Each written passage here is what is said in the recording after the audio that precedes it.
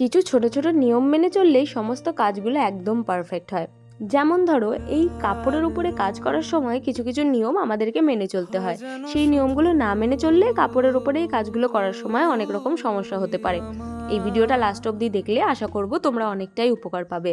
যখন আমরা কোনো ডার্ক কালারের কাপড়ের ওপর এরকম ফিগার মোটিভ করি, তখন আমরা সবার প্রথমেই যেটা করি সেটা হলো হোয়াইট কালার দিয়ে পুরোটাকে আগে অ্যাপ্লাই করে নিই। হোয়াইট কালার বেস হিসেবে যদি আমরা অ্যাপ্লাই করি, তাহলে কিন্তু আমাদের যেই কালারগুলো রয়েছে সেগুলো খুব ভালো মতন খেলে, কারণ এটার বেসটা যেহেতু ডার্ক কালারের। তো আশা করব তোমাদেরকে বোঝাতে পারলাম। আর সেকেন্ড পয়েন্টটা হচ্ছে, যখন তোমরা এই ধরনের কাজগুলো করবে তখন অ্যাক্রিলিক কালারের সঙ্গে যতটা পারবে জল মিক্সিং করাটাকে অ্যাভয়েড করবে।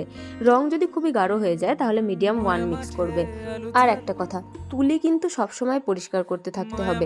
মানে কাজের মাঝখানে মাঝখানে কিন্তু তোমার তুলিটাকে ভালো করে ওয়াশ করে তারপরে সেটাকে ভালোভাবে মুছে নিতে হবে। এইভাবে পরিষ্কার পরিচ্ছন্নভাবে তুমি একটা কাজ কিন্তু সুষ্ঠুভাবে নামাতে পারবে।